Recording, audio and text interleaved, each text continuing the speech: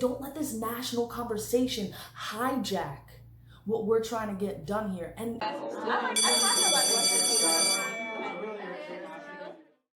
hello, all those beautiful faces. How we doing? Stephanie checking in with another episode of Class Disruption, disrupting the status quo of education.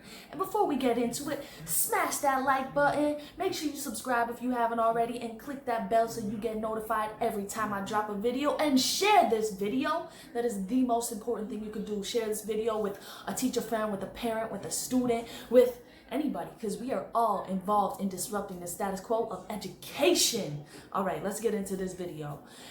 So I've been noticing over the past week a lot. I mean, there's always attention on what is Donald Trump saying. Oh my gosh, throwing our arms up in the air like we don't already know that the man is not quite presidential as we would like him to be. We may not agree with all his policies, but boy, do we spend a lot of time obsessing over it and performatively making our tweet about how much we don't like Donald Trump and how awful this country is, rather than focusing on what we can do.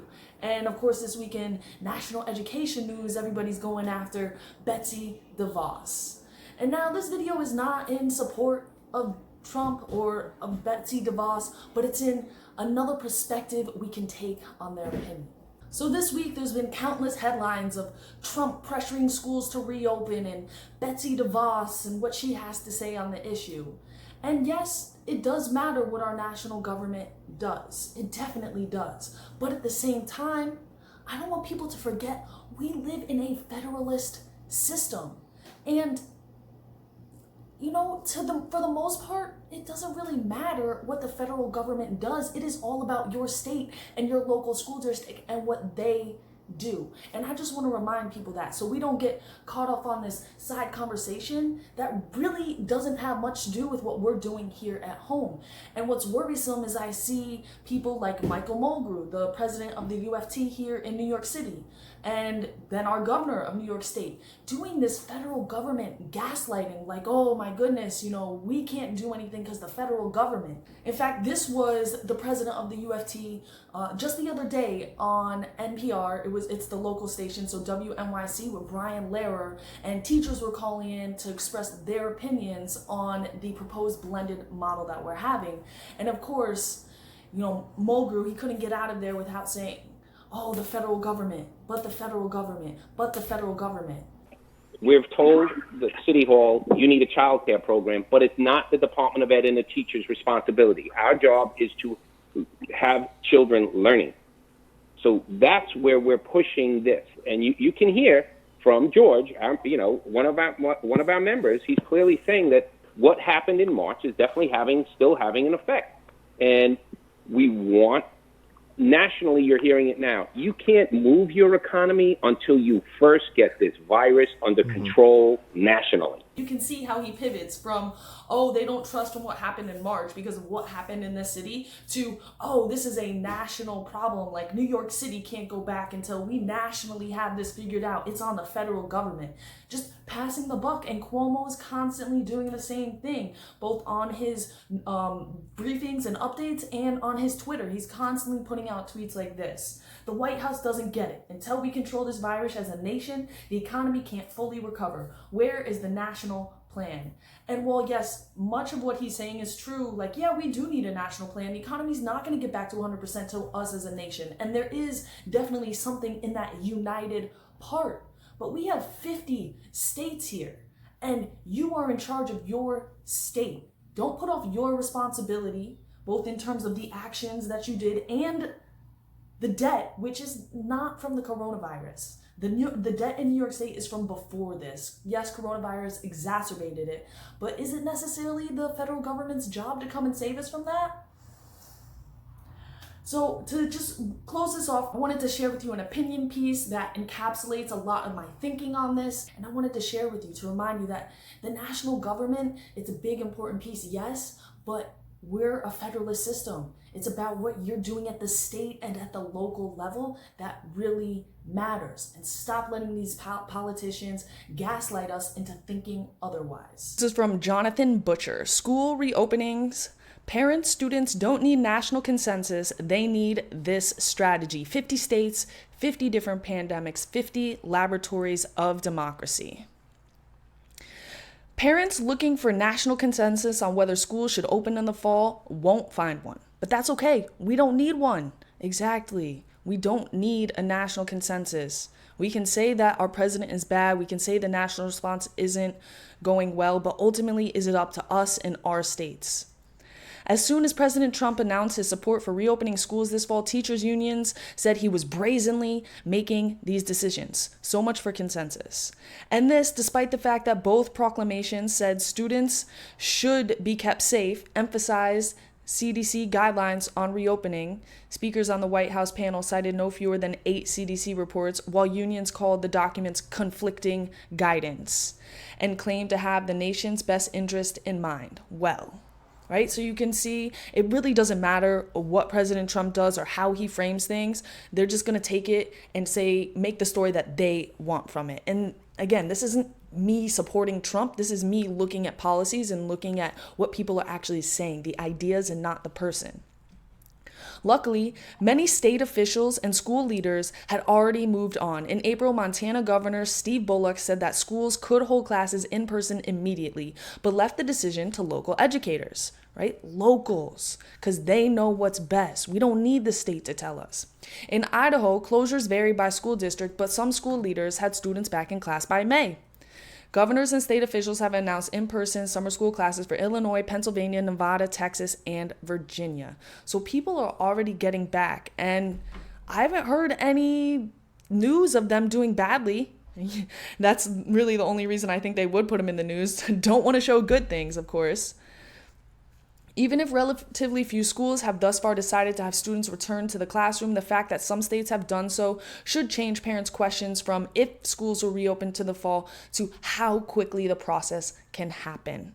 The CDC has issued guidance, Vice President Mike Pence said at the White House event, but that guidance is meant to supplement and not replace state, local, territorial, or tribal guidance.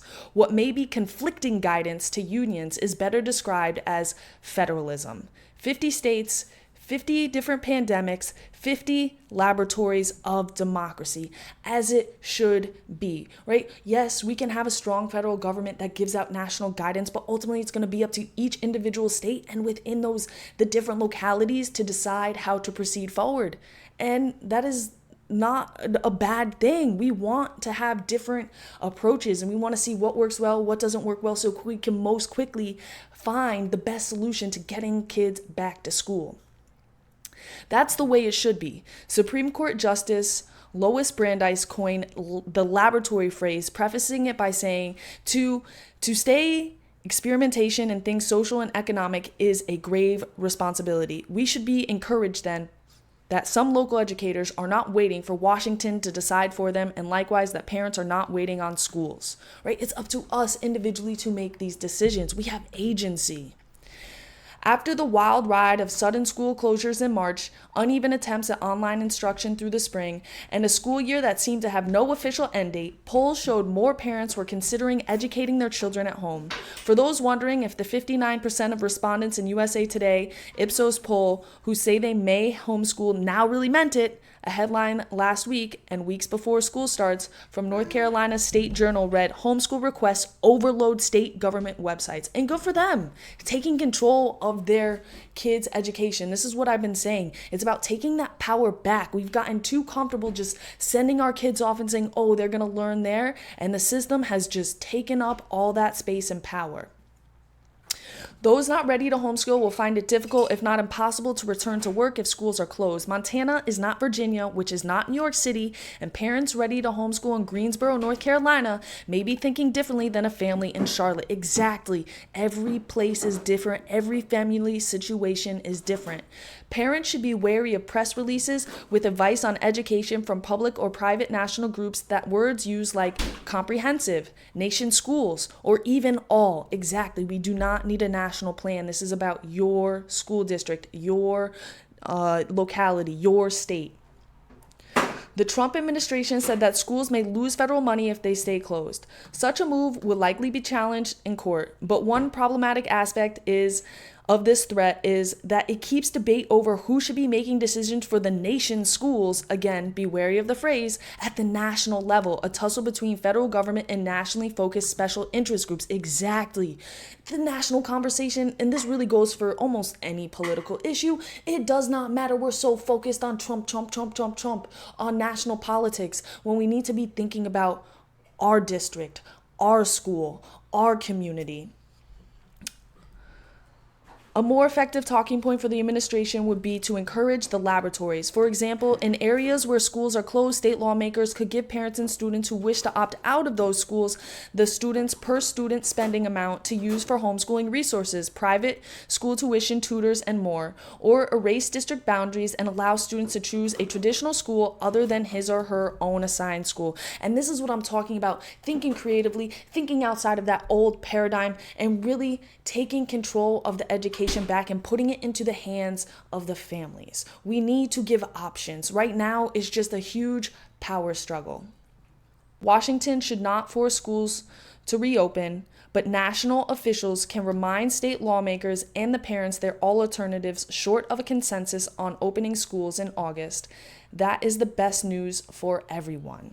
Exactly. A national consensus is not cause for concern. In fact, it should be liberating because it gives you the opportunity and the agency to shape the reality for your children, for your community, without the government getting in your way. Don't let this national conversation hijack what we're trying to get done here. And that's what it's not just schools. It's not just getting back to school. This goes to almost every political issue. We're so focused on it at the national level, and we're not thinking about how can I make a difference right here, right now in my community, making sure that my kids and the people who I know and love have the best experience.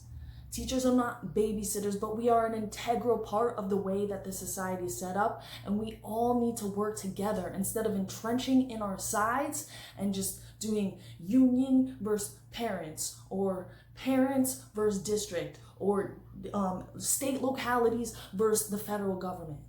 We need to stop this, and we need to get down to solution making. So that's all I got for this video. If you haven't already, make sure you hit that like button, subscribe, hit that bell so you get notified every time I drop a video, and of course share this video. I want to know, what is your opinion? What's going on in your... Oh, you want to say something? Come on and say something. Stay awesome and share my beats.